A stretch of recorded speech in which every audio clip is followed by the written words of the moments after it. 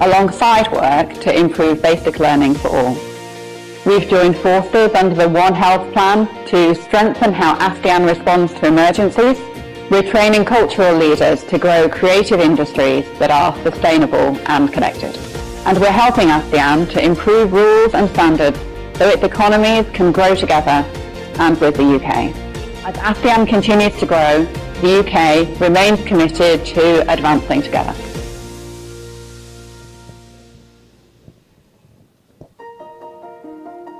The Women, Peace and Security agenda was founded on a simple yet powerful idea that true peace is inseparable from the equality between women and men. Only a peace based on the right and dignity of every individual can truly be lasting. In a time when the world faces unprecedented challenges to the peace and security on multi fronts, the need for global cooperation has never been greater. Amid rising political tension and growing uncertainty, the call for solution is louder than ever. That's why the Women, Peace and Security agenda is more relevant today than it has ever been before. ASEAN remains a cornerstone for peace and stability and in Indo-Pacific regions, playing a pivotal role in shaping the future of the dynamic part of the world. ASEAN vision for peace and security is not just about stability. It's about ensuring that inclusive and equality are at the heart of sustaining peace. Building on the recommendation from the ASEAN Study on Women, Peace and Security, ASEAN developed the Regional Plan of Action on WPF. Rooted in the region's rich diversity and the synergy between regional and national efforts, ASEAN has transformed its commitment into tangible action. Finding the common ground, ASEAN took a critical step by bringing together in a wide range of the stakeholders who would otherwise never have worked together, fostering stronger ownership and relevance of the WPF agenda in the region. Culminating these efforts, the Empowered Women for Sustainable Peace project was launched in 2021. Such a coordinated, resourced, and dedicated program on WPS has never been designed and implemented with ASEAN and for ASEAN before. What's been really powerful about this initiative is how it has brought regional, national, and local perspectives to drive change. ASEAN adopted the ASEAN Regional Plan of Action on Women, Peace and Security, or RPAWPS, in 2022, a critical milestone achieved for the region. The RPAWPS is a policy tool not only for the region but also for the member states, enabling them to localize WPS agenda within their unique context, while collectively contributing to the regional framework. The first ASEAN WPS Summit took place in 2023 in Yogyakarta, Indonesia. It was a great opportunity to galvanize in the region for the implementation of the Regional Plan of Action. It brought together high-level representatives from the member states together with academics and civil society to identify regional priorities and partnerships to drive action. We've seen how regional policies, dialogues, and diplomacy to advance the WPS agenda has translated into concrete action and emerging good practices at national, local, and community levels that promote social cohesion, bringing meaningful changes to the lives of people in the communities.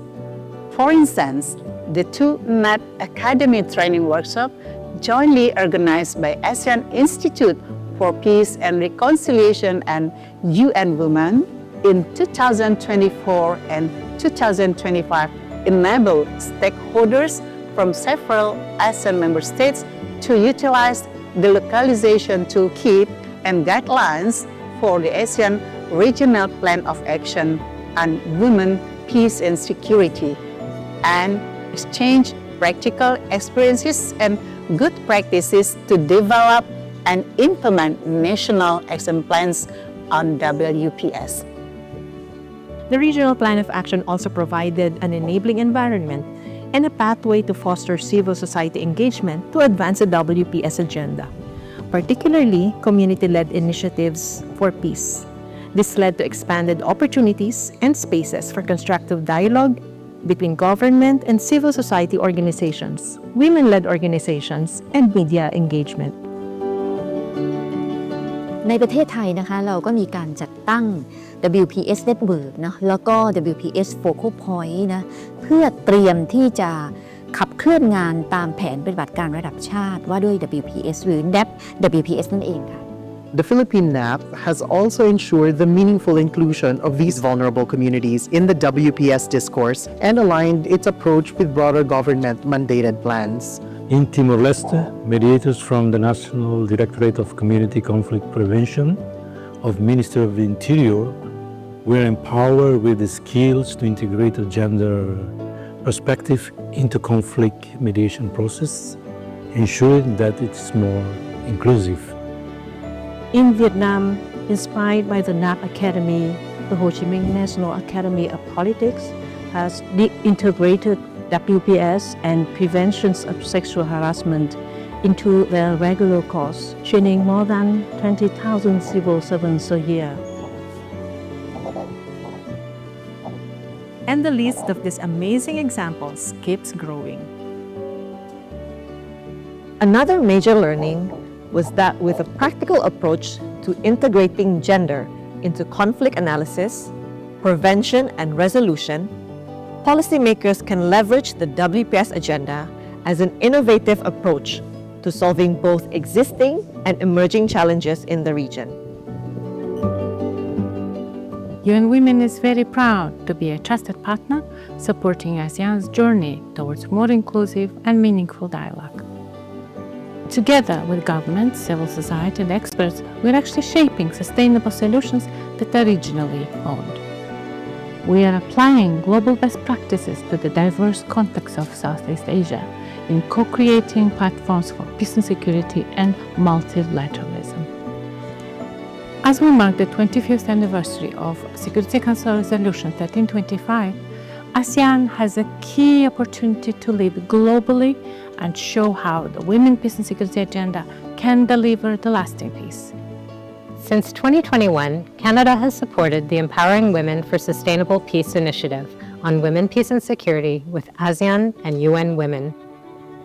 The initiative has supported regional expertise and capacity to develop national action plans across ASEAN member states. As an ASEAN strategic partner, Canada is proud to work with ASEAN to promote a more equitable and stable region.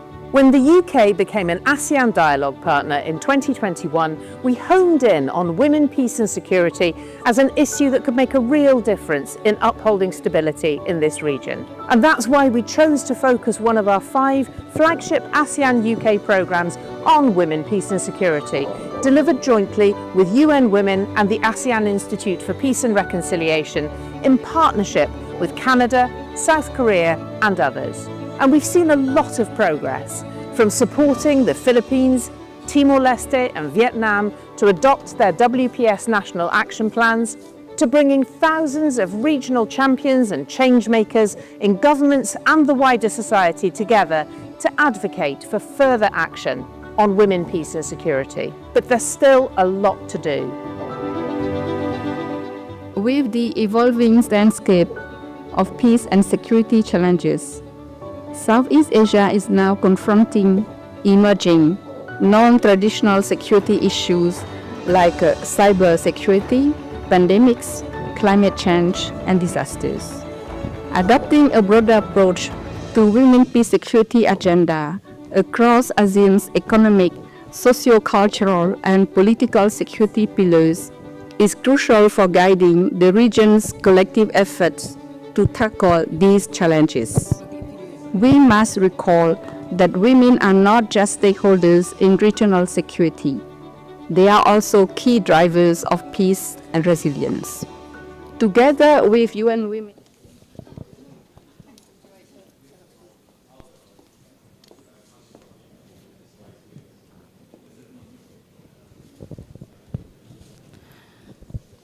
Okay.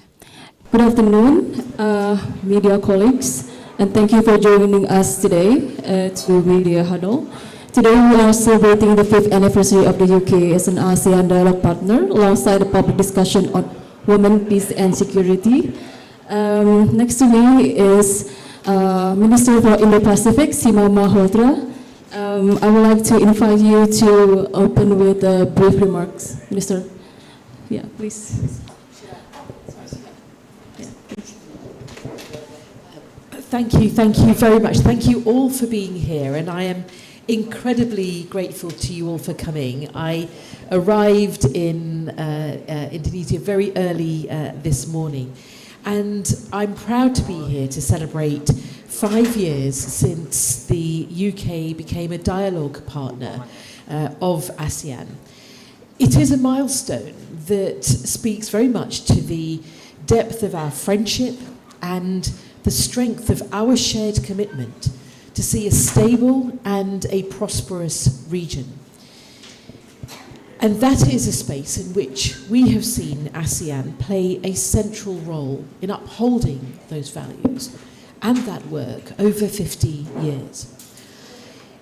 The relationships that we build and that we sustain take on particular importance given the geopolitical realities that are taking shape today, the insecurities we see in an increasingly fragmented world.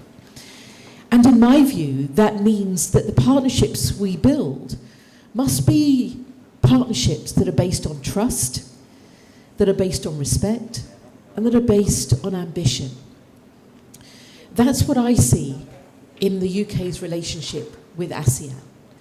Very much a successful partnership that is rooted in trust and in shared interests, as we have just seen in the discussions that we have had with representatives, permanent representatives of ASEAN's member countries.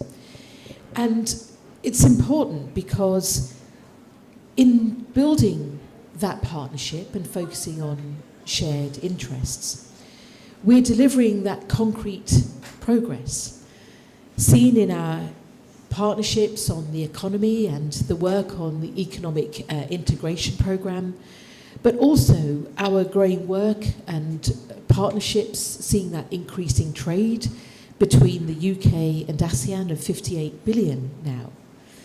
But recognising that we also have important work to do in the social and civic space, including on women, peace and security.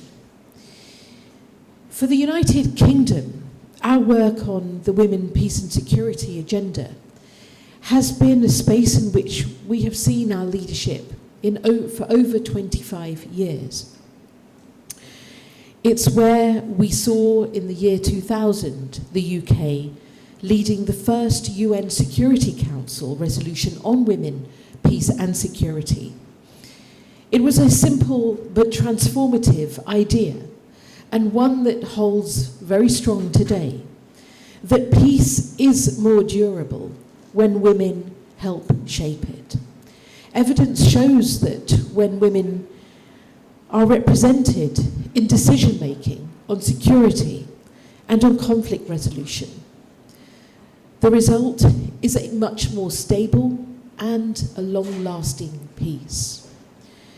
And as we look to the next 5 years of the UK's partnership with ASEAN, we are learning and listening to ASEAN's priorities to ensure that we are having that conversation about where the UK can play a really important role, and to ensure that our cooperation is practical, it's strategic, and it's forward-looking, so that what we see is a UK-ASEAN partnership built on respect and stability for the long term. Thank you.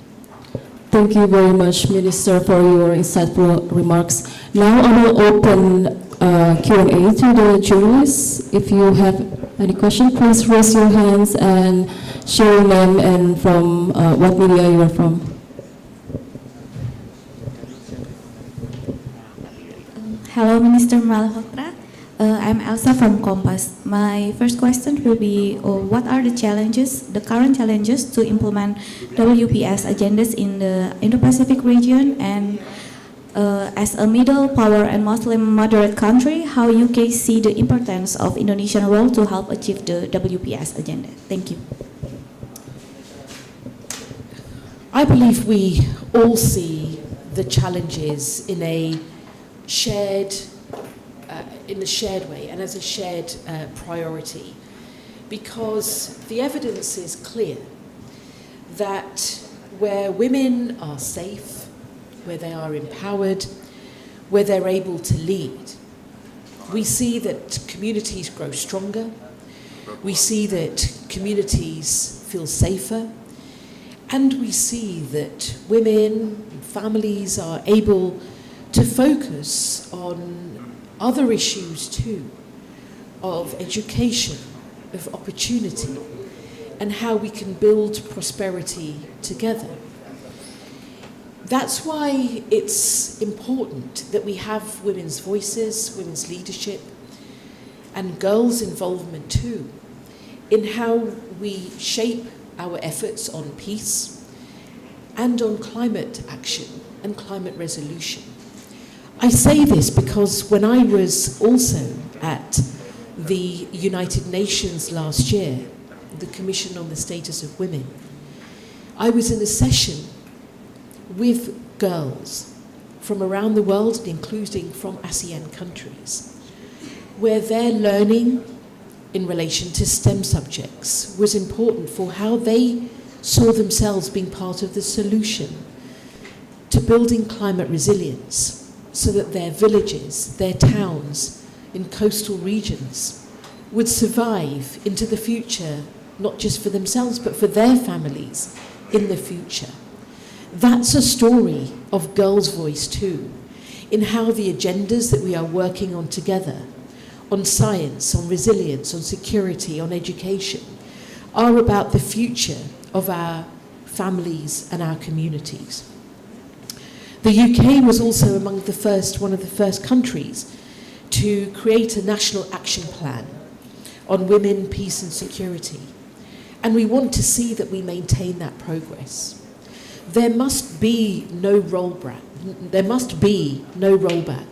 in women's rights, in women's voice, in women's education, in women's engagement in civic space, and indeed the encouragement and the work going on to support women's involvement and engagement in political spaces. That's been important for Indonesia too, with the second phase of the National Action Plan. And indeed, we have helped 6 ASEAN countries and working with governments to adopt and refresh their national action plans, including as well Vietnam and Malaysia, but also the work we've been doing with Indonesia on that second phase of work. That's also working to set measurable targets, to increase women's representation, and to hold governments to account on progress that has been made. It's work that we've also done in the United Kingdom, but also we've trained more than 4,000 officials across ASEAN, and our online Women, Peace and Security Knowledge Library is already being used by over 3,500 people to support evidence-based policy making too. Thank you so much, Minister. Now I will open one more question to Julius, if there's any more question. Oh yeah, Nada.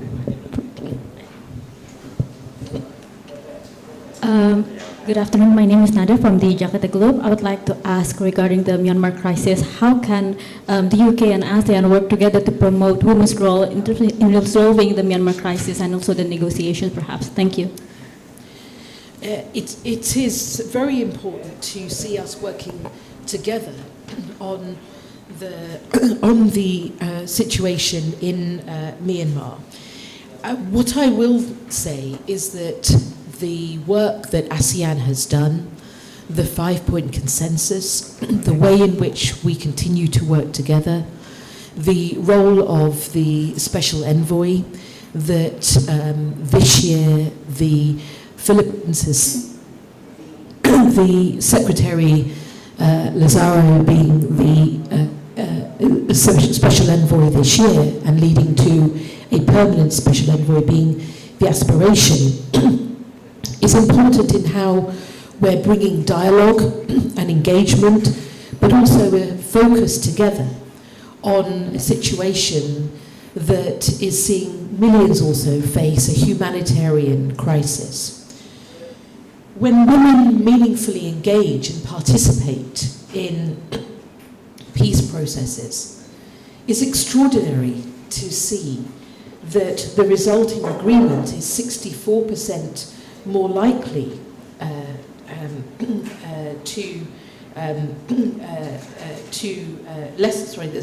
the result is 64% less likely to see that agreement failing. And so when you see that agreements are effectively much more likely to succeed when women are involved, it makes it an imperative to include women's voices in that work. And indeed, those solutions, those agreements, are more likely to last at least 15 years. Women and girls are also disproportionately affected by conflict and also more likely to see their rights curtailed.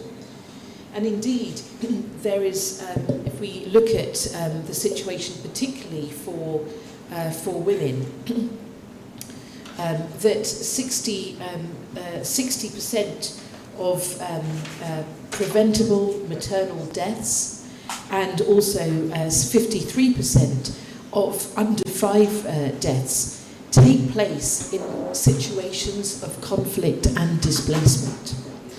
We have also worked very closely to support the Rohingya refugees with over £400 million going in to almost £450 million going into supporting Rohingya refugees in the last 8 years. And that is important in seeing that as we deal with the humanitarian crisis, both in Myanmar and those who have been displaced from Myanmar, that we are doing that with the recognition that the support we also give now is supporting a more stable Myanmar as well for the future. We also hold we are also pen holders at the United Nations, and our work with other countries on the Security Council is important in making sure that we are setting up not just that important work today to see a cessation of hostilities, a tackling of the humanitarian crisis, a dialogue for the future, a special envoy that will be able to continue that dialogue and those negotiations, but that together we are working for a more peaceful and prosperous future for all the people of Myanmar. Thank you, Minister, and thank you, media colleagues, for your questions. That concludes our media huddle for today, and see you again at the WPS event. Thank you so much. Thank you very much. Thank you.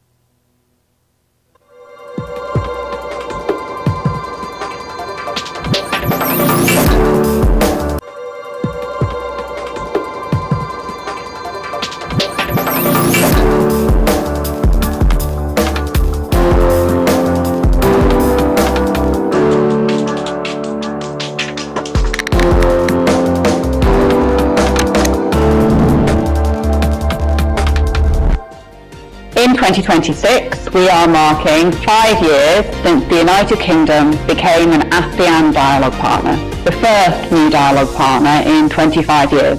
We are working hard to boost our engagement with ASEAN. Our ASEAN-UK programs are making a real difference. The UK is partnering with ASEAN to accelerate the transition to a clean and climate-resilient economy. We're supporting countries to adopt and implement national action plans on women, peace and security, inspiring others to follow. We're supporting more women to further their education in science, technology, engineering and maths, alongside work to improve basic learning for all. We've joined forces under the One Health Plan to strengthen how ASEAN responds to emergencies. We're training cultural leaders to grow creative industries that are sustainable and connected. And we're helping ASEAN to improve rules and standards so its economies can grow together and with the UK. As ASEAN continues to grow, the UK remains committed to advancing together.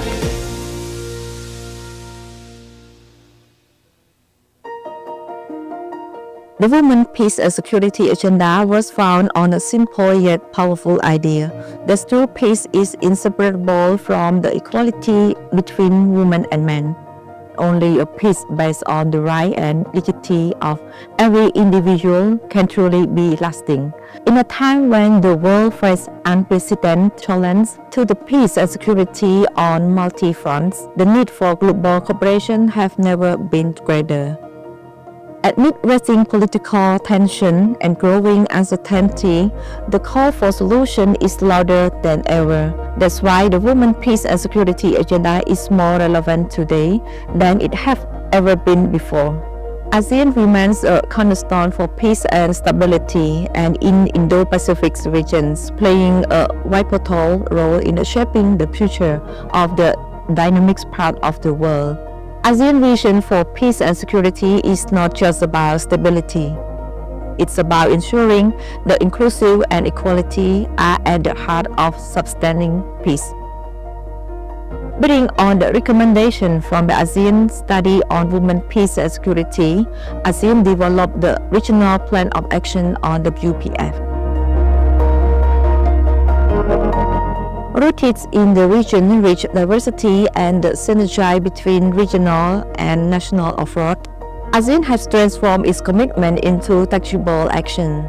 Finding the common ground, ASEAN took a critical step by bringing together in a wide range of the stakeholders who would otherwise never have worked together, fostering stronger ownership and relevance of the WPF agenda in the region.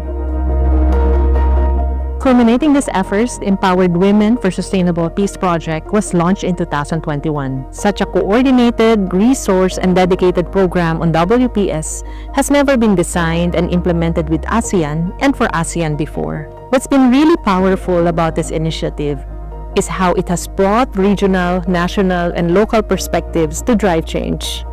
ASEAN adopted the ASEAN Regional Plan of Action on Women, Peace and Security, or RPAWPS, in 2022, a critical milestone achieved for the region. The RPAWPS is a policy tool not only for the region but also for the member states, enabling them to localize WPS agenda within their unique context, while collectively contributing to the regional framework. The first ASEAN WPS Summit took place in 2023 in Yogyakarta, Indonesia. It was a great opportunity to galvanize in the region for the implementation of the Regional Plan of Action. It brought together high-level representatives from the member states together with academics and civil society to identify regional priorities and partnerships to drive action. We've seen how regional policies, dialogues, and diplomacy to advance the WPS agenda has translated into concrete action and emerging good practices at national, local, and community levels that promote social cohesion, bringing meaningful changes to the lives of people in the communities.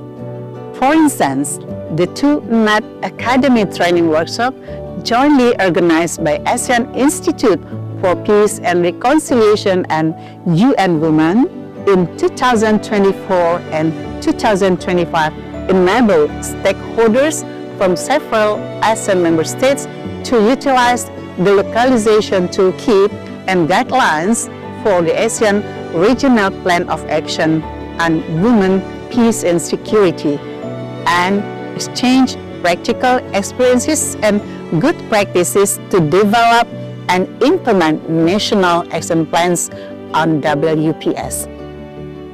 The Regional Plan of Action also provided an enabling environment and a pathway to foster civil society engagement to advance the WPS agenda, particularly community-led initiatives for peace. This led to expanded opportunities and spaces for constructive dialogue between government and civil society organizations, women-led organizations, and media engagement.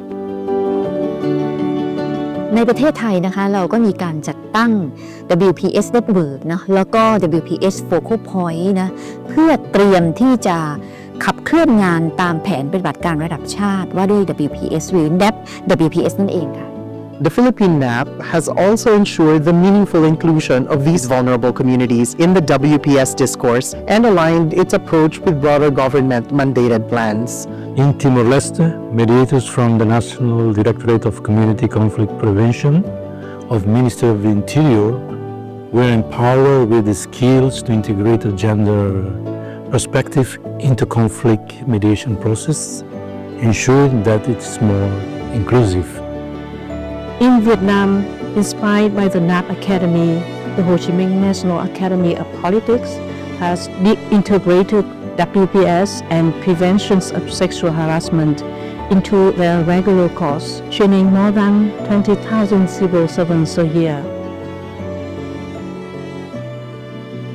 And the list of these amazing examples keeps growing. Another major learning was that with a practical approach to integrating gender into conflict analysis, prevention, and resolution, policymakers can leverage the WPS agenda as an innovative approach to solving both existing and emerging challenges in the region. UN Women is very proud to be a trusted partner supporting ASEAN's journey towards more inclusive and meaningful dialogue. Together with governments, civil society, and experts, we're actually shaping sustainable solutions that are regionally owned. We are applying global best practices to the diverse context of Southeast Asia in co-creating platforms for peace and security and multilateralism. As we mark the 25th anniversary of Security Council Resolution 1325, ASEAN has a key opportunity to lead globally and show how the Women, Peace and Security agenda can deliver the lasting peace. Since 2021, Canada has supported the Empowering Women for Sustainable Peace initiative on women, peace and security with ASEAN and UN Women. The initiative has supported regional expertise and capacity to develop national action plans across ASEAN member states. As an ASEAN strategic partner, Canada is proud to work with ASEAN to promote a more equitable and stable region. When the UK became an ASEAN Dialogue partner in 2021, we honed in on women, peace and security as an issue that could make a real difference in upholding stability in this region. And that's why we chose to focus one of our 5 flagship ASEAN UK programmes on women, peace and security, delivered jointly with UN Women and the ASEAN Institute for Peace and Reconciliation in partnership with Canada, South Korea and others. And we've seen a lot of progress, from supporting the Philippines, Timor-Leste and Vietnam to adopt their WPS national action plans, to bringing thousands of regional champions and change makers in governments and the wider society together to advocate for further action on women, peace and security. But there's still a lot to do. With the evolving landscape of peace and security challenges, Good afternoon, ladies and gentlemen. Welcome to the public discussion on women, peace and security issues, the role of women in maintaining peace and security in today's world. Please kindly be seated as we will begin shortly. Thank you.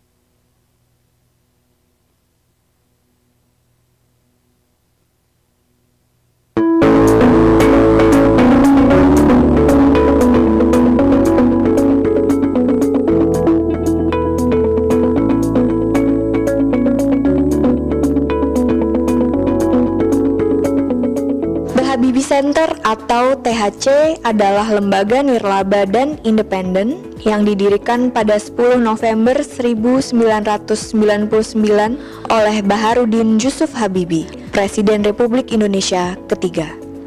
Setelah melepas jabatan sebagai presiden, B.J. Habibie yang sejak awal berkomitmen untuk meneruskan proses demokratisasi dan penegakan HAM di Indonesia, melanjutkan upaya tersebut melalui lembaga ini sebagai wujud kecintaannya terhadap Indonesia. The Habibie Center memiliki 4 pilar yang bersandarkan pada teknologi, ilmu pengetahuan, agama, dan kebudayaan. Berdasarkan 4 pilar ini, The Habibie Center senantiasa berusaha menyumbangkan buah karya dan pikirannya untuk memajukan demokrasi di Indonesia dengan slogan demokratisasi tak boleh henti. Saya berharap kehadiran The Habibie Center bersama komponen bangsa yang lain dapat meletakkan dasar-dasar bagi kehidupan sosial politik bagi masyarakat yang ketenteraman dan kesejahteraannya terus meningkat. Oleh karena itu, kami mengucapkan terima kasih pada segenap lapisan masyarakat yang telah mendukung kehadiran The Habibie Center. Kami sadar masih banyak yang harus kami benahi. Oleh karena itu, kritikan dan saran-saran akan kami terima sebagai bahan untuk meningkatkan kinerja The Habibie Center di masa yang akan datang. Telah banyak kegiatan dan penelitian yang dihasilkan oleh The Habibie Center sejak awal berdirinya organisasi ini. Di tingkat nasional, The Habibie Center senantiasa mengawal proses demokratisasi di Indonesia di berbagai sektor. Program Sistem Nasional Pemantauan Kekerasan atau SNPK misalnya, menyediakan data dan analisis kekerasan yang akurat dan cepat bagi pemerintah dan masyarakat sipil di Indonesia pada periode 1997 hingga 2015.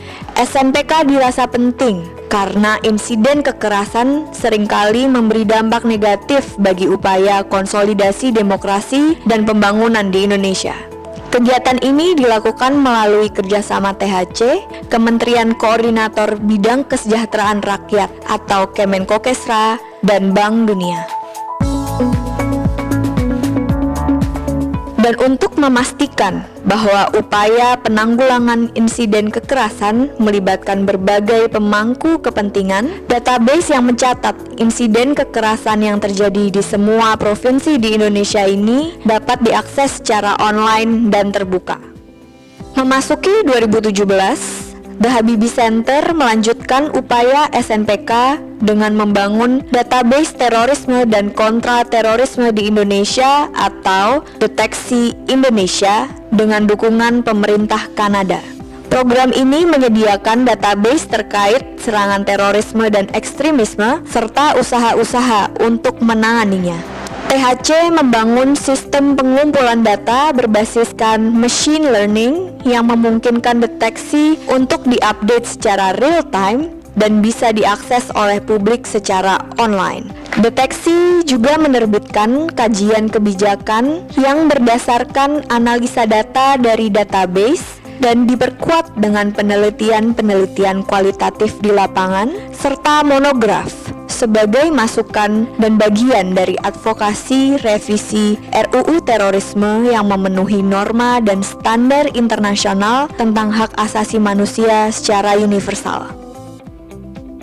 Selain itu, untuk mendorong inklusivitas di Indonesia, THC juga melaksanakan program cerita, yaitu Community Empowerment for Raising Inclusivity and Trust through Technology Application. Program yang didukung oleh Google Foundation dan Tides Foundation ini telah diluncurkan di 5 kota di Indonesia, yaitu Jakarta, Bandung, Malang, Solo, dan Yogyakarta. Sebanyak 146 pemuda berprestasi di 5 kota tersebut telah dilatih sebagai fasilitator dan pencerita di komunitas masing-masing agar dapat menggunakan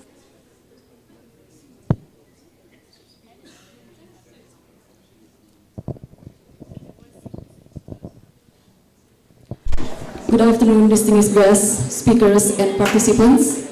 On behalf of the UK Mission to ASEAN and the Habibie Center, it is my great pleasure to welcome you all to today's public discussion on women, peace, security after 25 years. The role of women in maintaining peace and security in today's world at the Wisma Habibie and Ainun Library.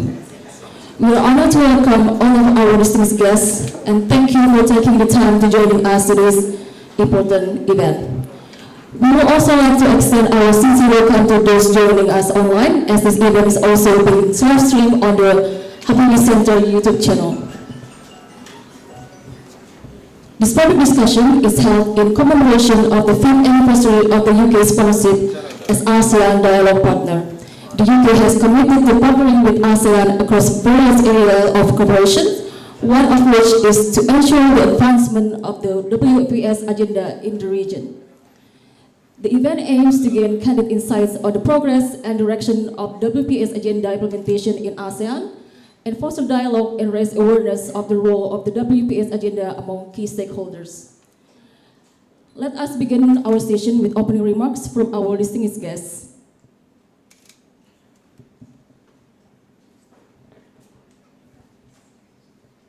To begin, we will honor to invite Her Excellency Helen Fazey, the UK Ambassador to ASEAN, to deliver her welcoming remarks. Ambassador Helen Fazey, the floor is yours.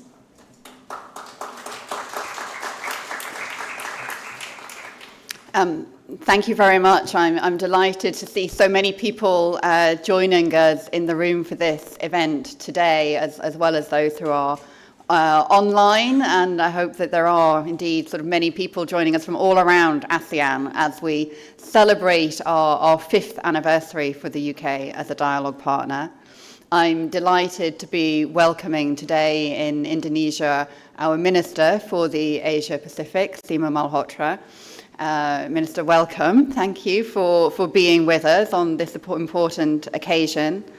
Thank you also to the distinguished speakers who will be with us later, especially Pak Marty Natalagawa. Women, Peace and Security has been a really important programme for the UK mission to ASEAN since we became a dialogue partner 5 years ago. It's important for the British government. We are proud of having been the sponsor of the UN Security Council resolution on women, peace and security. And so we look forward to having a conversation today about that. But also we've today been with the Committee of Permanent Representatives of ASEAN, reviewing everything that makes up the partnership between the UK and ASEAN. So not only women, peace and security, but economic integration, climate action, health, education, maritime cooperation, and so much more. I think in the 5 years that we've been a dialogue partner, we've really established a very firm basis of trust and cooperation. And so we look forward to building on that for the next 5 years and beyond. So I will keep these opening remarks brief because we have more distinguished guests to come after me, and I will also be on the stage again later. But just to say thank you very much. Thank you, Ambassador Helen, for your insightful remarks. Next, we would like to invite Her Excellency Dato Astana Abdul Aziz, Deputy Secretary General of ASEAN for Political Security Community, to deliver her remarks. Her Excellency, the floor is yours. Thank you. Excellency, Minister Seema, Excellency, Bapak Marty, Excellency, Ambassador Helen, distinguished guests, ladies and gentlemen, good afternoon. It is an honor for me to be here today at this public discussion on women, peace and security after 25 years, the role of women in maintaining peace and security in today's world. In a world grappling with conflict, instability and inequality, women's role in peace building, conflict resolution and governance has never been more critical. As crises disproportionately affect women, their contribution to peace and security are indispensable. The Women, Peace and Security Agenda, the WPS agenda, Derived from UN Security Council Resolution 1325, it represents a landmark global commitment to ensuring women's full, equal, and meaningful participation in peace processes. Amidst intensifying strategic competition, a stable, predictable, and inclusive regional security architecture grounded in international law is essential. In the face of global conflicts and major power rivalries, ASEAN reaffirms its commitment to advancing ASEAN 2045, our shared future, deepening engagement with partners, and ensuring ASEAN centrality as a stabilizing force in the regional architecture. In this context, the WPS agenda remains a strategic priority, empowering women as key agents of peace, of security, and of resilience in these challenging times. As a cross-sectoral inter-pillar agenda, WPS is integral to ASEAN's broader efforts to advance gender equality, sustain peace, and promote inclusive development. When women are empowered in the peace and security arena, the impact is far-reaching. Stronger economies, more cohesive societies, and more resilient communities. Our task now is to further ensure these commitments translate into concrete action across our region. ASEAN will continue to advance the WPS agenda through cooperation across its 3 community pillars. Currently, 5 ASEAN member states have adopted national action plans on WPS, while others have integrated WPS into broader gender frameworks. This momentum highlights the role of regional frameworks in sustaining political commitment and fostering collective ownership of the WPS agenda. As we engage in today's public discussion, let's reflect on how to amplify women's voices at every table, break down barriers to their participation, and empower them as leaders in peace building. Regional and global partnerships with ASEAN at the forefront are vital in promoting gender equality. By amplifying women's roles as agents of peace and security, ASEAN sets a powerful example as a region where peace is truly shaped and shared by all. Thank you very much. Thank you, Her Excellency, for your remarks. Now, may I kindly invite all speakers and distinguished guests to come forward for a group photo session. We also would like to invite Professor Dr. Dewi Fortuna Anwar and Nadia Habibi, and also Dr. Insinyur Ilham Akbar Habibi to the stage for photo group.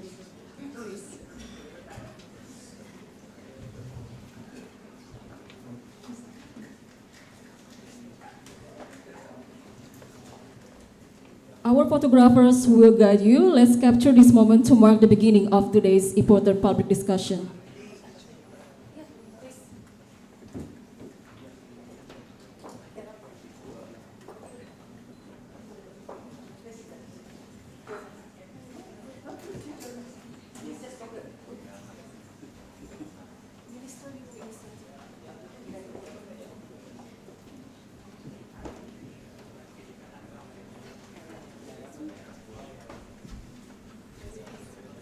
Squeeze it a little bit.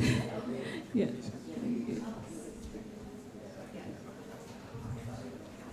Okay, I will count down.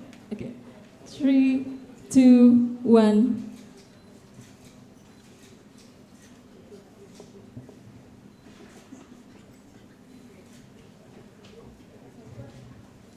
Okay, I think some photographer needs more time. Okay, thank you so much, distinguished guests and panelists. You might now be seated.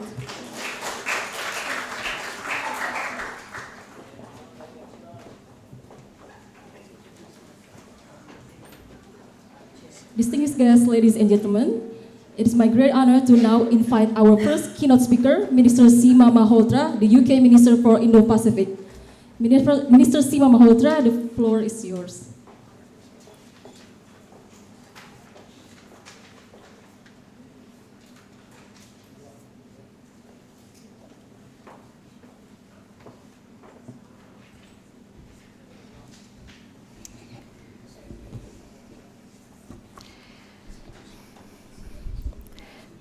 Thank you very much.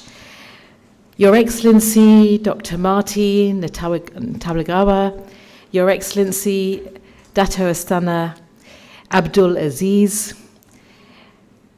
and let me also thank for being here Dr. Habibi from the Habibi Center, and also we just were introduced. Ibu Dewi, thank you very much also for being here, Chair of the Habibi Center Board of Directors. It is an honor to be here with you all, and to thank also our hosts at the Wisma Habibi and Ainun Center for bringing us together. I'm proud to be here with you as the UK's Minister for the Indo-Pacific and the UK's Minister for Equalities. I'm grateful to all of you for the contribution that so many of you make to the vital work of the UK ASEAN Women, Peace and Security Programme, which has been one of the flagship programmes of our cooperation. In our work together, we see the strength of the UK's ties with regional organisations like ASEAN, which for the past 50 years has helped anchor peace and prosperity across the Indo-Pacific. In an increasingly fragmented world, we understand that partnerships matter.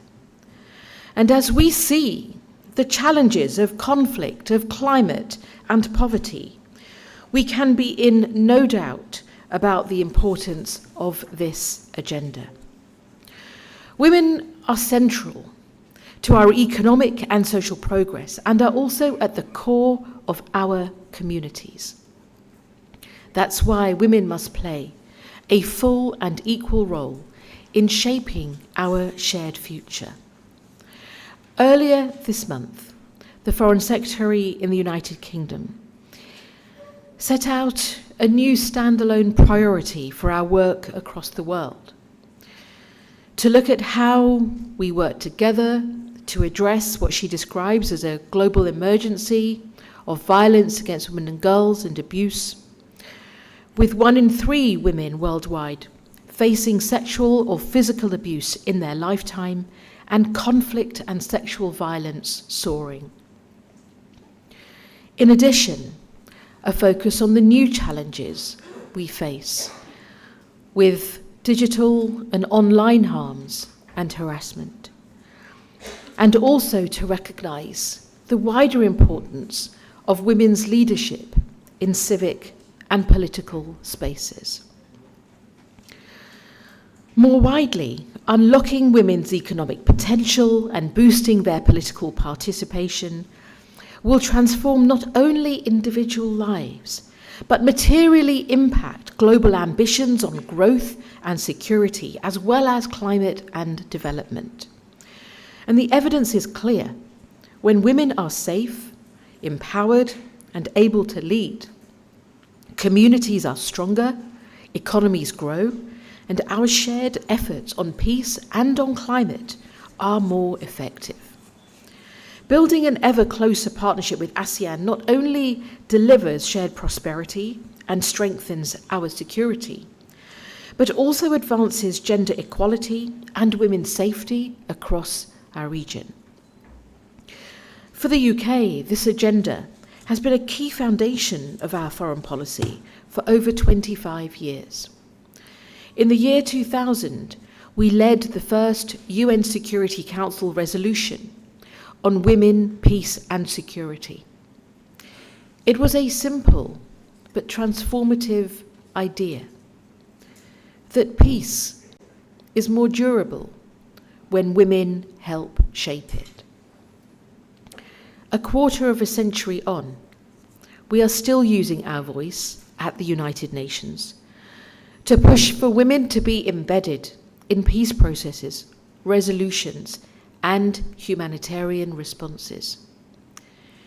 That commitment also comes from the very top. Our Prime Minister has been clear that peace, progress and equality go hand in hand, and that empowering women and girls is at the heart of how the UK engages with the world. We were amongst the first countries to create a national action plan on this agenda, and our current plan reflects the security challenges of today. On each front, the UK is pushing forward at home while also working with partners abroad. With ASEAN, we launched our initiative to advance this agenda 3 years ago, working with UN Women and the ASEAN Institute for Peace and Reconciliation, and alongside dialogue partners like Canada and the Republic of Korea. We have helped 6 ASEAN governments adopt or refresh their national plans. Cambodia has completed a full review, and Laos is preparing to integrate into its national framework. ASEAN now has a regional action plan. These decisions mean that governments are now investing money, staff, and political energy into driving this agenda forward across Southeast Asia. But the impact also goes beyond governments. More than 4,200 officials, activists, peacekeepers, and students have taken part in trainings and workshops that challenge assumptions and build confidence. We built our knowledge library, an online hub of training materials, research, and practical toolkits to support this work. Yet we must be honest about the scale of the challenge. The proportion of women killed in conflicts worldwide has doubled since 2022. So it's clear that we still have a long way to go. Across ASEAN, there are examples that show what progress can look like, a testament to the leadership and determination of its member states in driving this agenda forward. In Thailand, UN Women's new community project is giving women space to link peace and security issues with politics, livelihoods, and cultural rights, and soon connect with regional networks.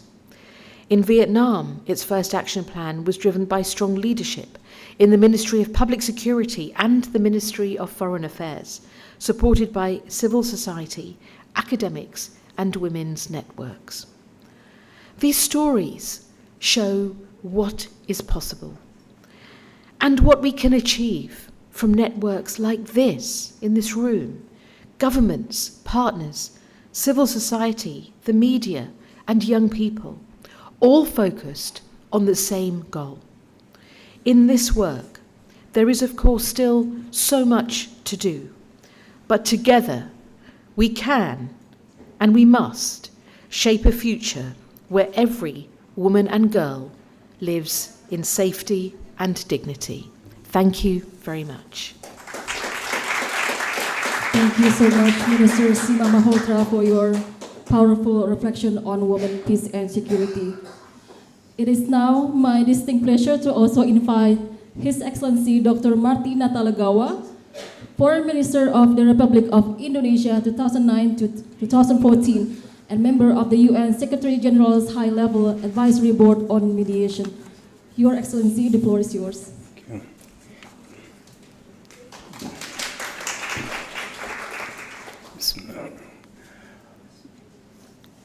Minister Seema Malhotra, Excellencies and dear friends and colleagues, I am delighted to be here this afternoon, and especially pleased that we are being hosted by the Habibie Center, by the Wisma Habibie Ainun. I came quite early this afternoon for this event, and I deliberately came early because I had wanted very much to be able to enjoy the ambience and this magnificent library that you are hosting us in. Truly, it reflects well the thought leadership that the Habibie family has always been promoting and been at the forefront of. Thank you. Terima kasih banyak, Pak Ilham. Without doubt, every one of us in this room are a great proponent and believer in the importance of women, peace, and security. We don't have to convince one another of the importance of this agenda. What remains, perhaps, after 25 years of its initiation, is to find ways and means to try to further enhance, to try to further promote the achievements of the noble goals of the agenda. Clearly, as others have spoken, and most recently just now the Minister has spoken of, there's clearly much still to be done. And therefore, the collective wisdom that's gathered in this room and commitment to the agenda is extremely important one. I will speak, obviously, as a layperson very much to this space, but share some of my own individual thoughts, if I may. Perhaps one thing that I would want to begin with is to recognize, in trying to promote the women in peace and security, the type of international environment that we are just now in. Because clearly the efforts at promoting this agenda is not taking place within a vacuum, but it is taking place within a wider context. And as well to try to recognize or identify, hopefully, the type of traits that's required for mediation and diplomacy to take root, to find traction, to promote peace and security within such environment. Of the former, I think it's quite fair to say that over the past months, at least, but I would like to emphasize, not for the first time, we feel that we are at a critical juncture at the moment. A moment for soul searching in the case of many. Questions about the nature of international order. Suggestions as if we are now entering a new period of a rupture to a so-called rules-based international order. Musings and wondering what type of international order will come to replace, so to speak, the current or previous order. The more I reflect on these questions, the more I personally tend to realize or to feel that for many, perhaps in the global, so-called global majority, the type of challenges now increasingly recognized are actually not quite new. For many in the so-called global majority, the world has always been replete with challenges. The world has always been, often case, illustrative of the principle of, unfortunately, of might is right, of headwinds against diplomacy, headwinds against multilateralism, of trust deficit, of leadership deficit, and risk of open conflict. So for many, I think, quite fair to say, even during the so-called Cold War, it didn't feel that cold in many parts of the world. So in a way, when now, in a more global fashion, many are pondering and wondering of the state of the world today, the type of order that we are in and transitioning to, in a way, I feel almost a wish to say, welcome to our world. Because this has always been the case for many. And in the case of some of us, the suggestions being made are actually the type that we have long practiced. I need not speak at length because we have before us representatives from ASEAN who are far more informed than I could possibly be. But in essence, we in our part of the world, as the minister have also recognized, have always placed diplomacy, negotiation, and dialogue at the forefront. Just yesterday, if I'm not mistaken, I stand to be corrected, we marked 50 years of the Treaty of Amity and Cooperation, TAC. What a magnificent treaty that is. I mean, I'm always in disbelief when I read the treaty so simple.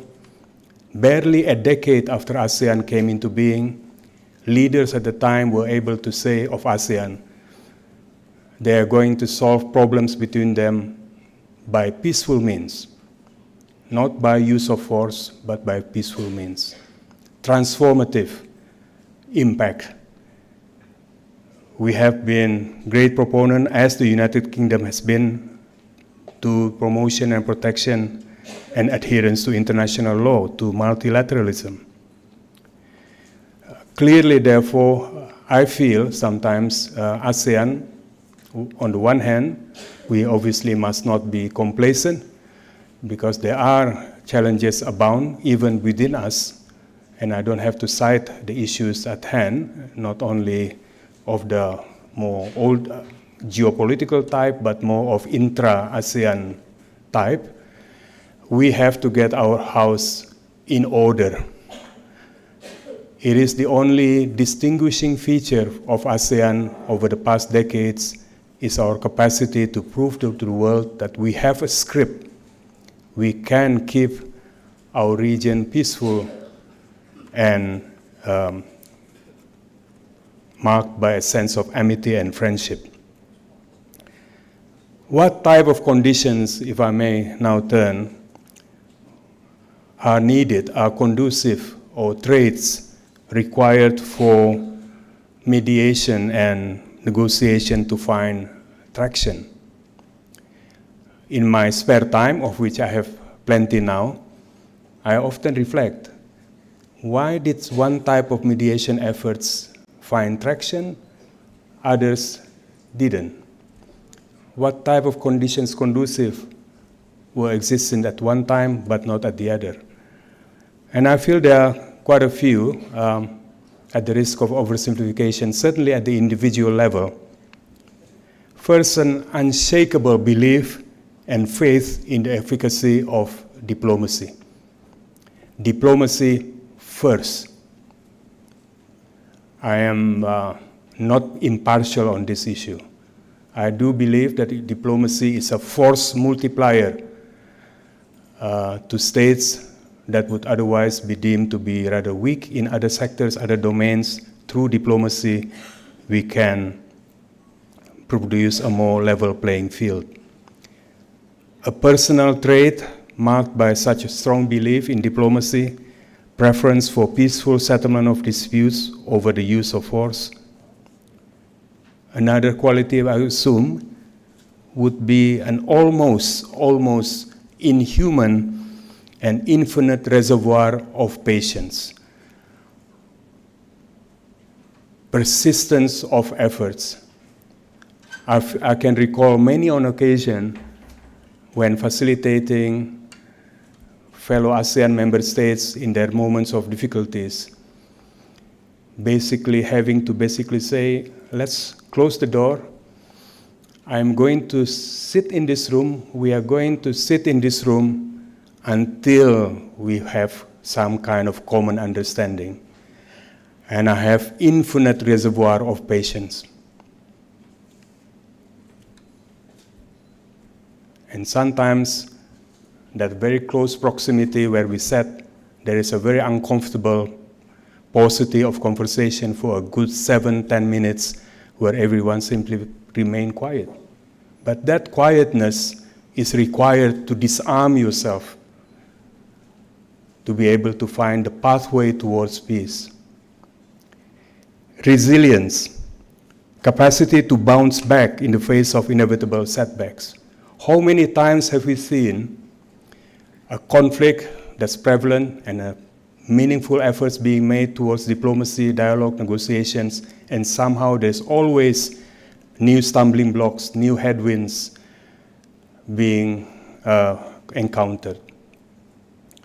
A personal trait marked by resilience and capacity to bounce back. Impartiality, needless to say, empathy, the capacity to learn or to discern the views of all sides, basically to listen. I am not a big fan of one of these microphones, to be frank, because my inclination is to listen rather than to speak, because I learn more by listening rather than by speaking. And a good facilitator, mediator, negotiator must have the discipline to pause a little bit and to listen to the views of others and inform ourselves. Capacity to identify convergences, to build bridges, to build trust and confidence, and obviously courage as well. It's often difficult to speak against the current when there is a sense of a groupthink often pushing you in one direction. That's when your sense of leadership becomes important. I mention all this not by way of making extraordinary assumptions or suggestions, but when I think of all those traits and many more, I feel that those traits are most commonly found among women. That is why when I came across some data that I stand to be corrected, I hope I'm not mistaken, in 2024, only 7% of negotiators and 14% of mediators in formal processes were women. 14%. We are making life far more difficult for ourselves if we do not even allow, because the term allow suggests as if there is one gatekeeper that gives you the platform. But for women to demonstrate, not even to earn, but to demonstrate the contributions that they can and that they must make. Because this is not only for the interest of those who are interested in this field, but in the field for all of us. So I am incredibly honored to be part of this gathering today, and especially, Minister, as you are here in Jakarta, your own being here, gracing us with your presence. If I may inform, as I'm sure you're already well informed, your permanent mission here in Jakarta, working closely with the ASEAN dialogue partners, with the ASEAN Institute of Peace and Reconciliation, Pak Puja, Ambassador Puja, have been sterling in their efforts in help promote the Women and Peace agenda. Thank you very much indeed. Thank you. Thank you very much, His Excellency Dr. Martin Natalegawa, for your keynote address. Now let's move on to the public discussion. Ambassador Helen Fazzi is our moderator for today's discussion. Ambassador Helen has extensive experience in foreign affairs as she joined the Foreign and Commonwealth Office in 2002. Her previous assignments included posting in Middle East and North Africa Directorate, British Embassy in Jordan, Armenia, Ukraine, and Indonesia.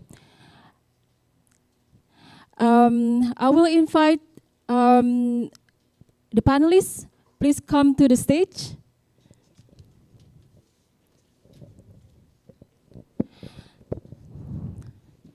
As a quick reminder, for those who would like to ask questions or to give comments, please feel free to scan the QR code displayed on the screen to access Slido. You can submit your questions or comments at any time during panel discussion. We also would like to invite those joining us online via YouTube to please feel free to drop your question in the comments box. Ambassador Helen, the floor is yours. Thank you very much. So the title of our discussion today is "The Role of Women is Key in Maintaining Peace and Security in Today's World." And I'm delighted to have three such expert speakers joining me on the panel. We will have around about 35 to 40 minutes discussion with the panelists, and then, as my colleague said, we will take some of the questions that you've been feeding in through the QR code.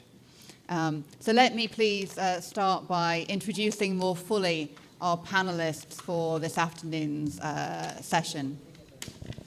On my right here, Ultisuren Jamstran is the UN Women Representative in the Republic of Indonesia and liaison for ASEAN, and has been since early last year.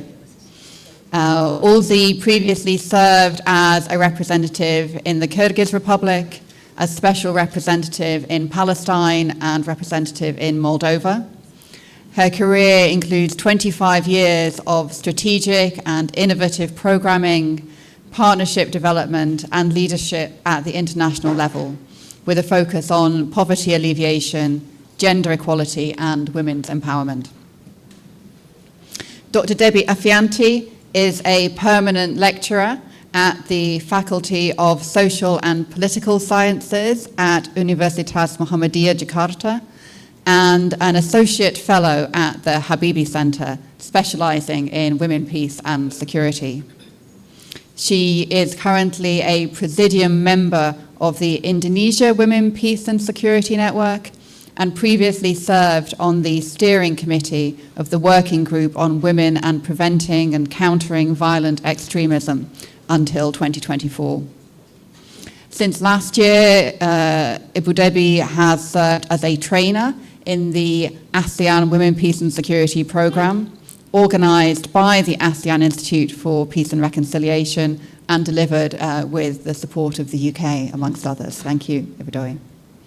And finally, Ambassador Igusti Agung Wasaka Puja, Ambassador Puja, is the Executive Director of the ASEAN Institute for Peace and Reconciliation, ASEAN's think tank and research institute on peace and conflict management, conflict resolution, post-conflict peace building and reconciliation. He previously served as the Republic of Indonesia's ambassador to the Netherlands and permanent representative to the Organization for the Prohibition of Chemical Weapons, as well as you were Indonesia's SOM leader as well, I believe. Yeah. So welcome to all our panelists. And perhaps I could begin, Ibu Debbie, with a question to you.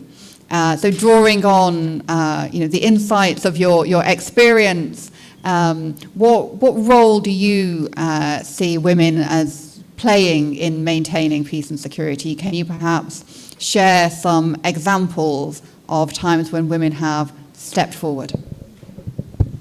Okay, thank you, Ambassador.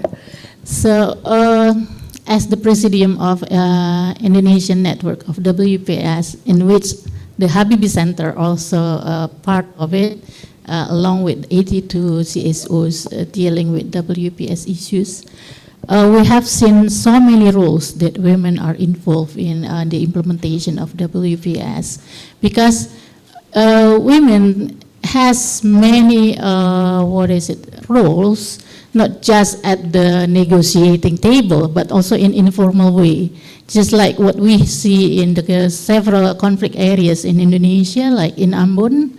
So women come forward to make peace, but not on the negotiating table, but in the market. So that's the way women try to resolve some conflicts as well as disputes. And in Poso also the same. They come with one of the female leader, religious leader there, the Islamic figures. She went to the Christian village, just sweeping the floor of the Christian houses. And then the religious leaders from the Christian villages come out, and then they start to discussing the problems. And that's the way women tries to reconcile any disputes and some misjudgment or stigma. And the last one is in Aceh. Although they are not part of the negotiating table in Helsinki, but after the conflict, they do major changes in the roles of women in maintaining peace there. So that's just some of the examples. Excellent. Thank you very much, Debbie. Ulzi, can I ask you, what does the current evidence tell us about the state of work on women, peace and security in ASEAN. What is the extent of women's participation now, and how safe is it for women to step up and take leadership roles in this sphere? Thank you so much, Ambassador Helen, and first of all, thank you so much for inviting us to be part of this distinguished panel and amazing event, and happy birthday to ASEAN UK, and it's really amazing that you're bringing women, peace and security at the core of this very important milestone of cooperation between ASEAN and UK. So allow me to take a brief moment from the global learning that we have, especially from the SDGs perspective.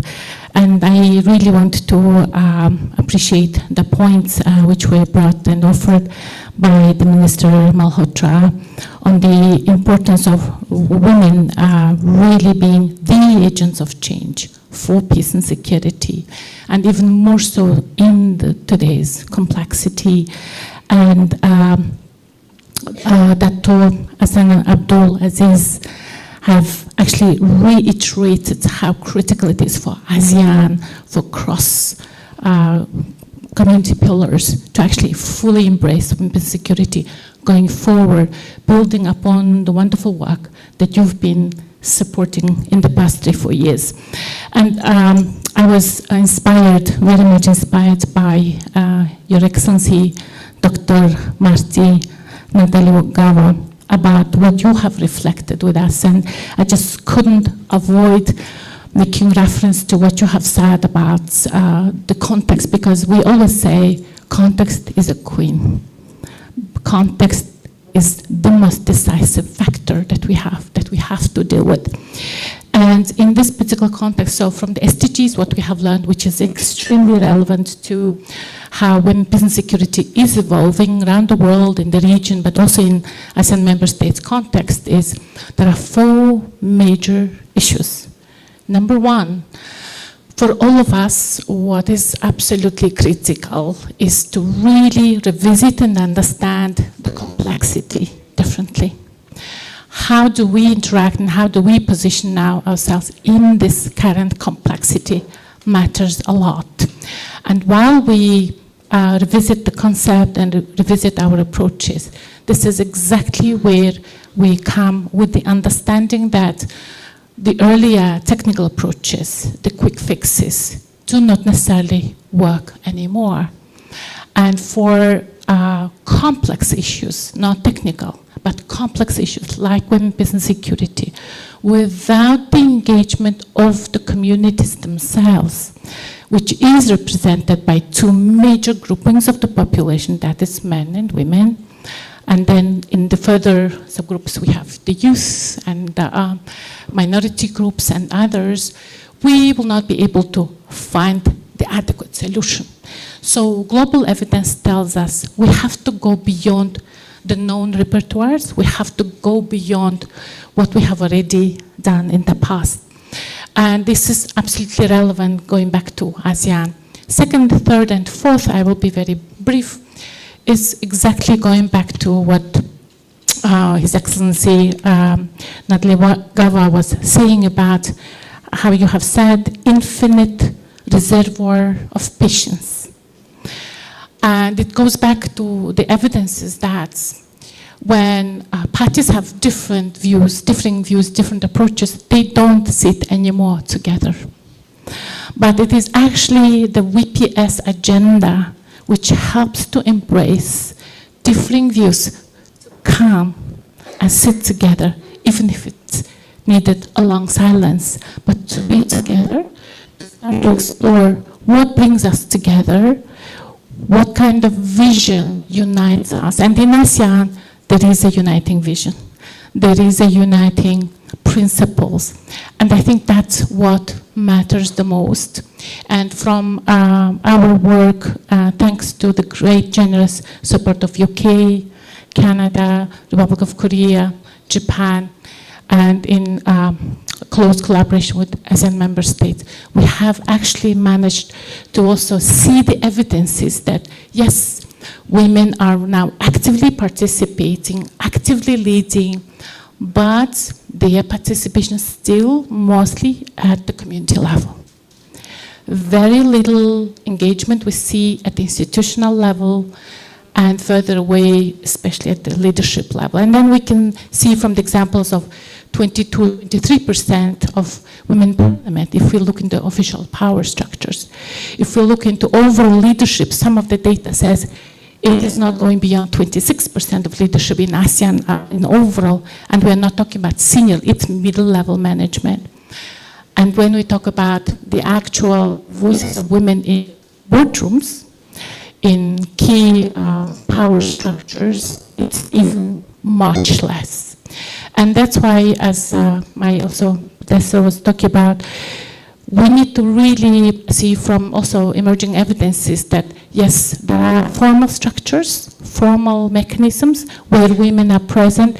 We have gradual progresses, but we also have spaces around it for the formal structures to embrace, to bring more voices of civil society, more voices of those who have not only the, the challenges, but also solutions to offer for the fast acceleration. So I'll stop here. Ulthi, thank you for that, which covered both the way in which women, peace and security can help to overcome challenges, but also the challenges that are still there as we look to involve women more fully in issues of peace and security. And Ambassador Pooja, perhaps I could ask you on that. What is your view of the challenges and the barriers that we still need to overcome? Thank you so much, Ambassador. I'm so privileged to be possibly the unique creature in this panel. But I feel so safe with the presence of Pak Marty with me here. Thank you, Pak. Well, before responding, I would like to express our appreciation first to the UKF CDO for supporting the WPS agenda in our regions, and secondly to award my colleague Kartika. Where are you, Kartika? He received a UK Ambassador's Award on Peace category last year. So thank you so much for this. Because she has an explanatory role on advancing WPS agenda in our region. So in responding to your questions, Ambassador, I have four clusters actually. First one's the role of CSOs, the civil societies organizations. Second one on the localizations. And the third one is on the sectoral compartmentalizations. And the fourth is the structural and socio-cultural inequalities. Let me take the first one on the role of civil societies organization. Excellencies, at its core, the WPS agenda was an issue championed by civil society and women organizations until it became a global agenda with the adoption of UNHCR resolutions 1325 in 2000s. And the WPS agenda in ASEAN became perceived as an exclusively government-driven agenda, with the regional plan of actions on WPS known nearly exclusively only by those within the ASEAN circle, with little to no opportunity of non-government involvement in its implementation so far. And although the development of ASEAN Regional Plan of Actions, WPS, was contributed by the representatives from civil society through technical briefing and brainstorming sessions, the ASEAN WPS Advisory Group consists only of the governments, ASEAN sectoral bodies, and ASEAN entities. Acknowledging that the CSO support is needed to advance the WPS agenda within government and ASEAN, ASEAN IPR has been consistently trying to bridge that cooperation and collaboration gap, particularly through our WPS training supported by UK FCDO and the ASEAN WPS Committee of Practice, also supported by FCDO and with the UN Women technical expertise. Secondly, on the localizations, we also encounter challenges in supporting the localization of regional plan of actions on WPS in ASEAN member states through national action plans. While some ASEAN member states already have specific national plans to address these emerging security issues, they tend to be informed by little or no gender analysis and do not usually include specific gender-responsive actions. And along with UN Women, we have been supporting the localization process of Regional Plan of Action WPS, both the planning and developing process and implementation or reinforcement of a high-impact National Action Plans WPS through National Action Plans Academy, a peer learning workshop to facilitate multi-stakeholders and interministerial coordinations, development of accountability mechanisms, and strategic approaches to the development and implementation of national action plans on WPS. Thirdly, on the sectoral compartmentalizations, while in an increasing number of ASEAN member states have adopted or are developing national action plans on WPS, its implementation responsibilities often remain concentrated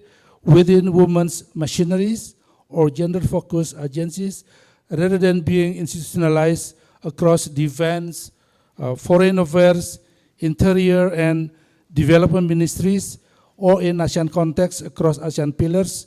This reinforces sectoral compartmentalizations and limits whole of government and whole of ASEAN approaches. Fourth, on structural and socio-cultural inequalities, systematic patriarchal barriers on national and regional levels in ASEAN trace back from our cultural norms and practices that are, in some cases, antithetical to promotions of the WPS agenda. Gender bias and gender discrimination are still ingrained in the socio-cultural and political fabric nationally and regionally, affecting the issue of representations of women, intergenerational collaborations, and mentorships.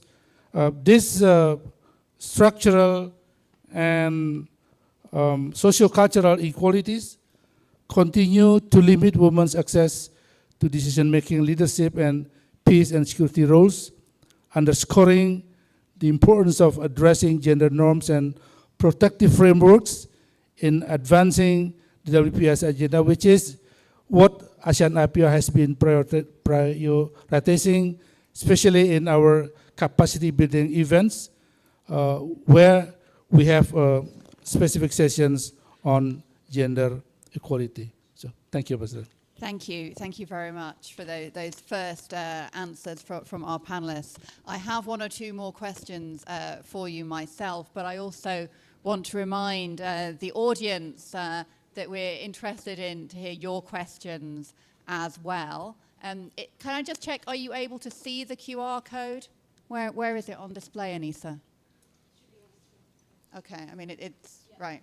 Perhaps we can keep it on the screen while the panelists are talking. So please use the QR code to feed in your questions, and then it will come through to me on my iPad.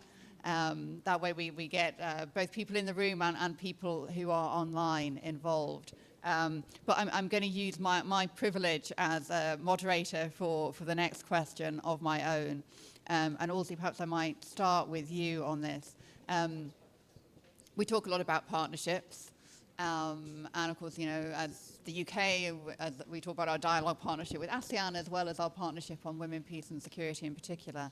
But I'd be interested in your views on what kind of partnerships you found to be most effective in supporting women, peace and security, and And at what level do you think we are best to focus? So is it about strengthening those community level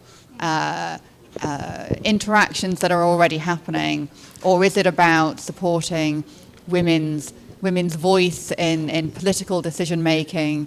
Is it about looking at the domestic violence and the impact that has on women, peace and security? What's your experience of what's most effective?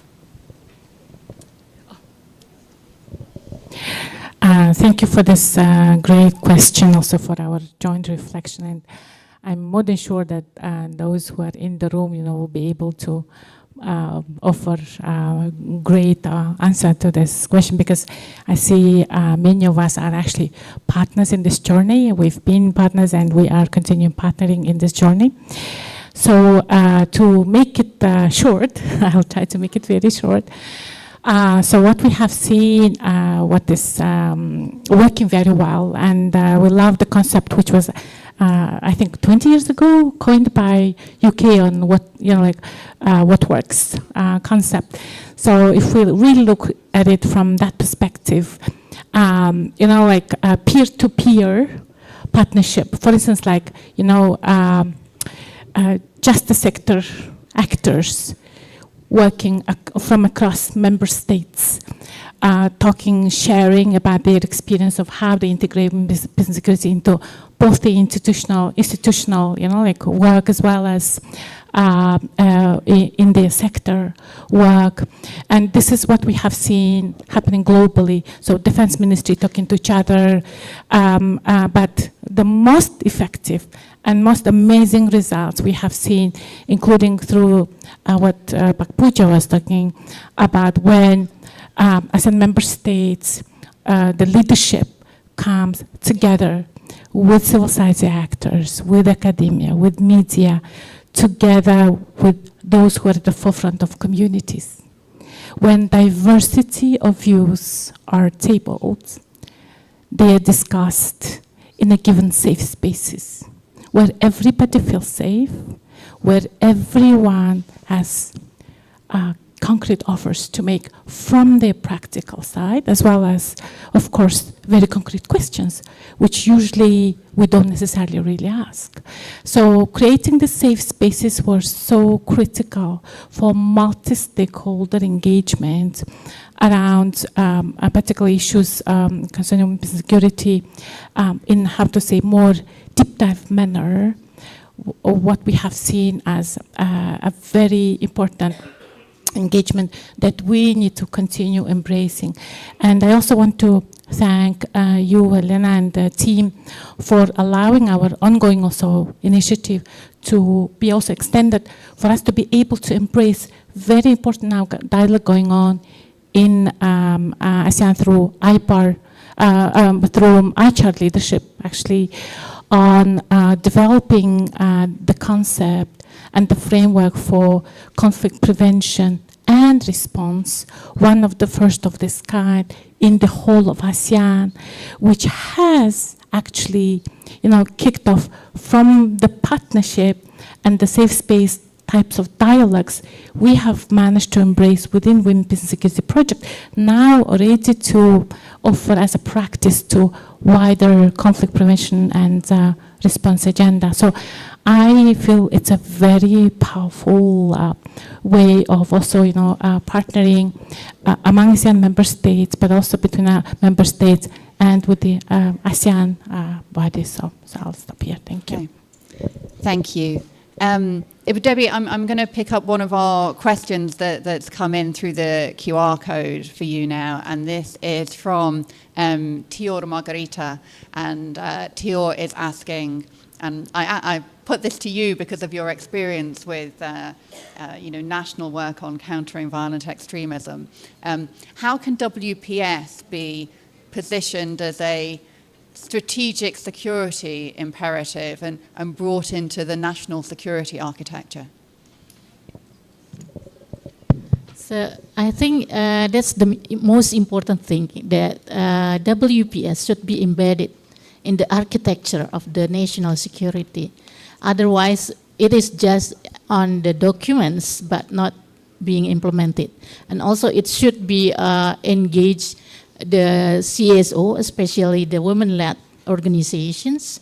So they just not validate the policies, but they should co-design, and also they should co-monitor the implementation of WPS. Because during the implementation of we have two NAP as the implementation of the revision from the UNHCR 1325. The first is the RAN P3 AKS, which is the NAP on the social conflict and the protection for women and children. And then the second is the National Action Plan on countering violent extremism and preventing it. So within these two NAPs, we involve the CSOs so that the government and CSO can co-develop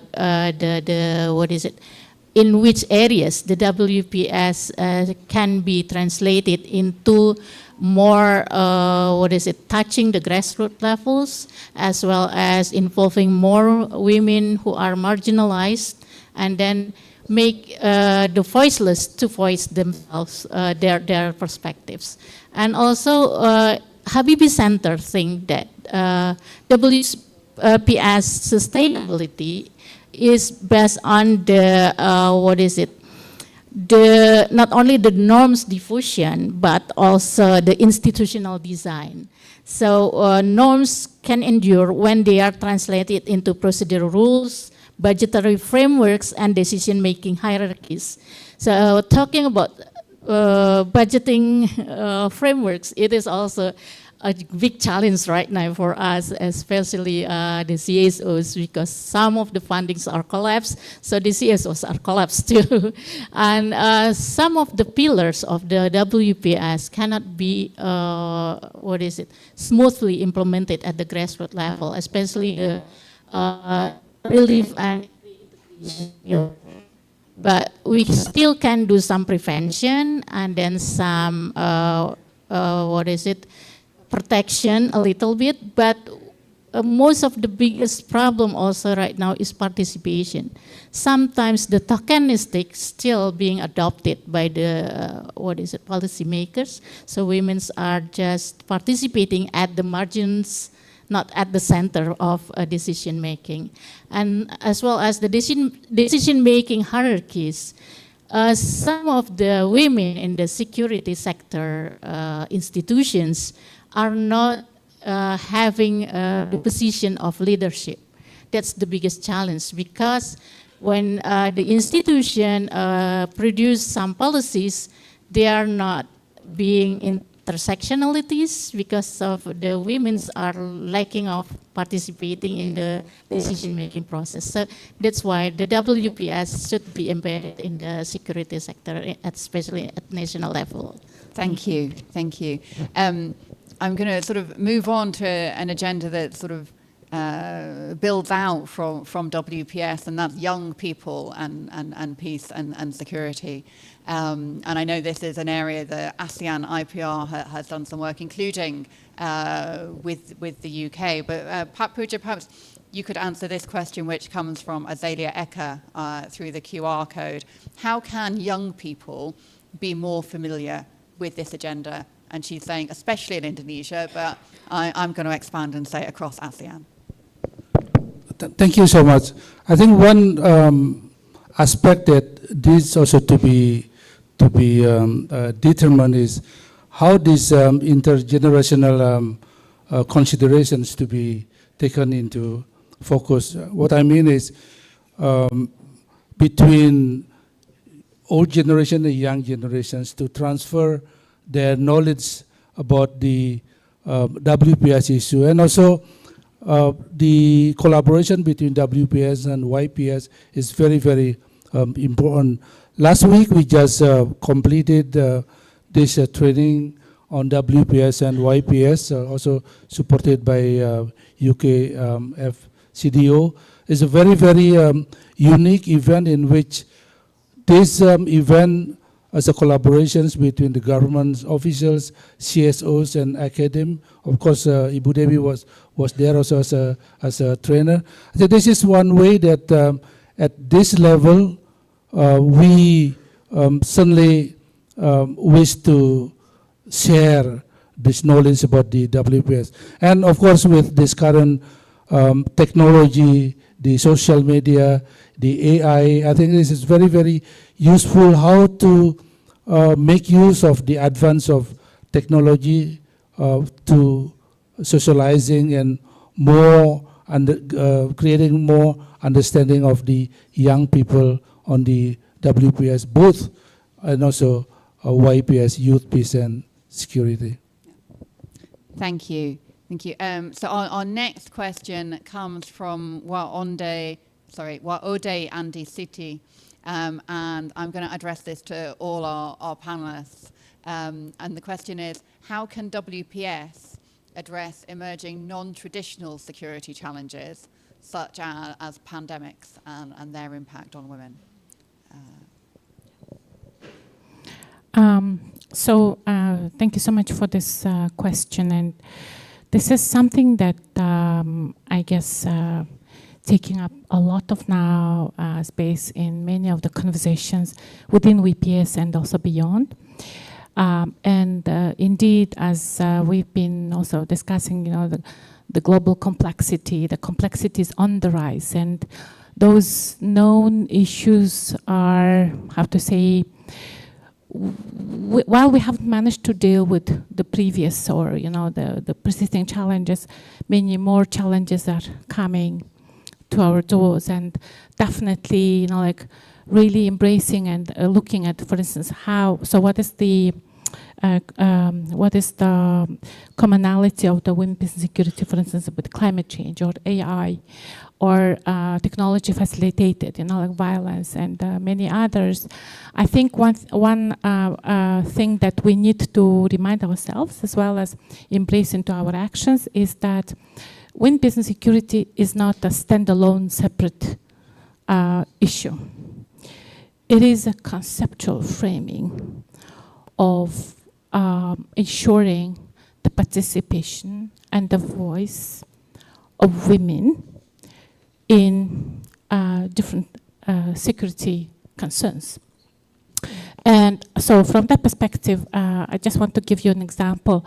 Now we are currently elaborating new approaches of how ministries of defense in different Southeast Asia countries can more engage in and elaborate their standard operating procedures when defense people are on the ground supporting with immediate response to different crises. Because the SOPs that they have currently, it does not take into consideration, how to work with the actual communities and those who are affected at the forefront of disasters. And it is at the core of WPS.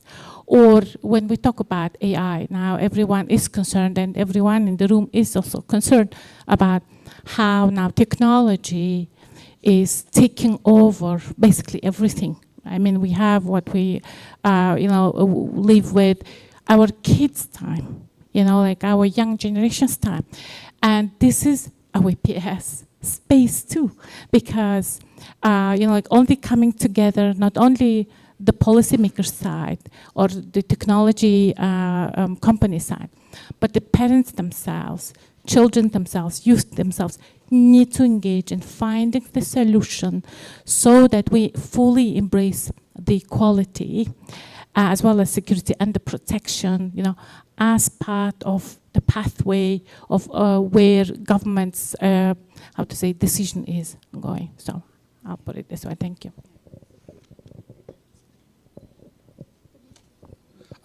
Well, on my part, of course, this is something that certainly non-traditional security challenges need to be considered. Last week I was in Whitlam Park in London. We specifically also discussed how this current circumstances with regard to the challenge from the non-traditional security issues challenge the preventions, global efforts towards conflicts. I think this is one aspect raised actually in particular mostly the impact of the climate change women across the regions, not only in Asia, but also what I learned from colleague from Africa. So this effect of climate change is enormous, especially for the women. And in our region in particular, climate change has been actually experienced by especially women along the Mekong River, whether in the dry seasons or in the flood seasons, both actually women are very much affected in this respect. So this is something that WPS need to focus on. It is a reality check that climate change is not a hoax. This is something real that we are facing. Thank you. Okay, thank you. WPS cannot work alone. It should be integrated by YPS because we should include youth to also address the non-traditional security issues. Like we are in the Indonesian WPS network, in which Habibie Center also member, and also I'm the presidium.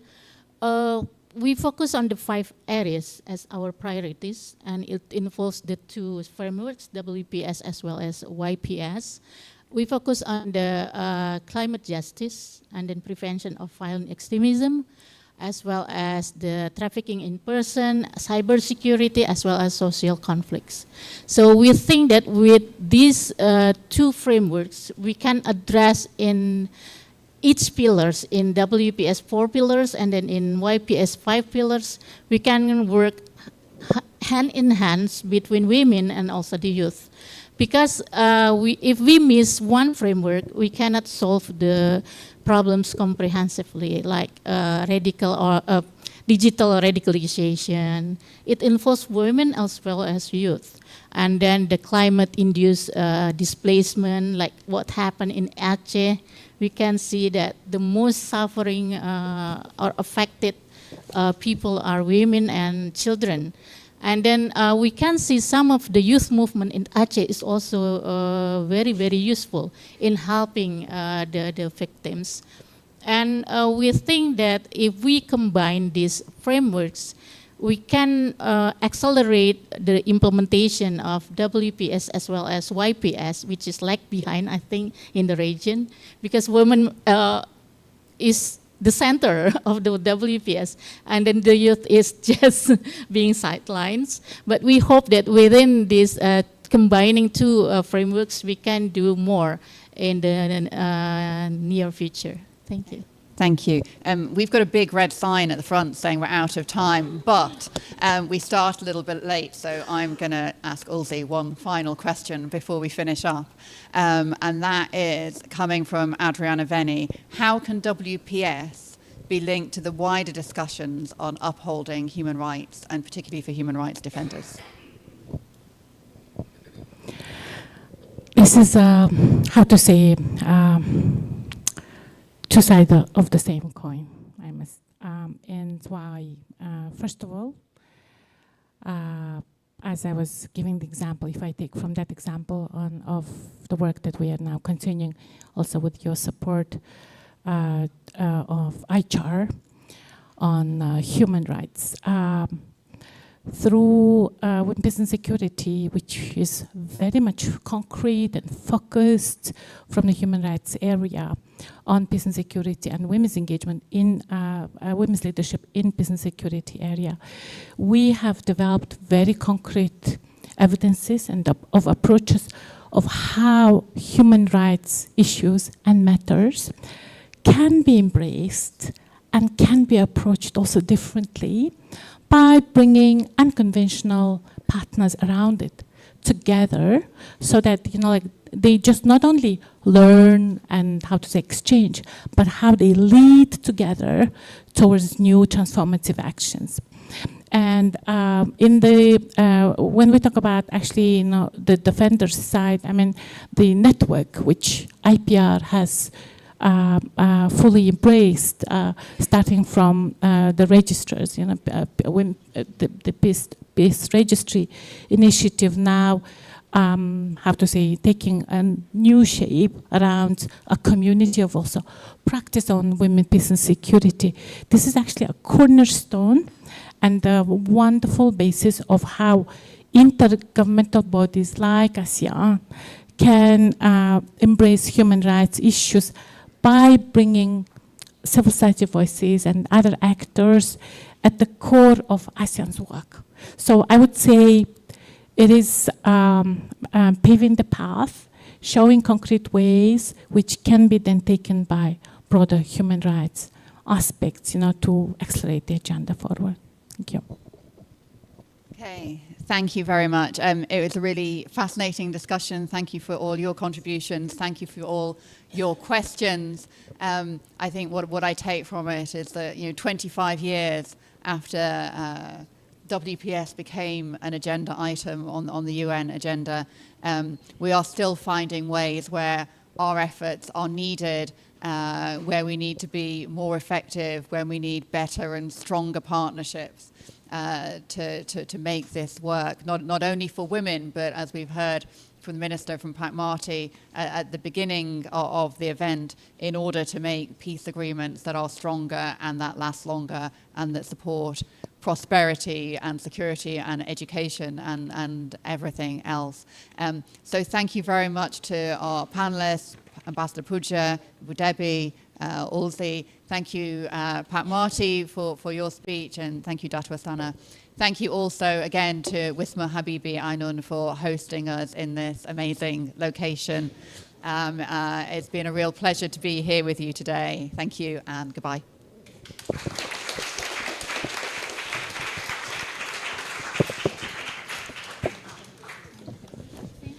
Thank you, Ambassador Helen, and all the panelists for the insightful and productive discussion. Ladies and gentlemen, as we conclude today's public discussion, we would like to express our deepest appreciation to all distinguished guests, speakers, moderator, committees, and participants for their valuable insights and contributions.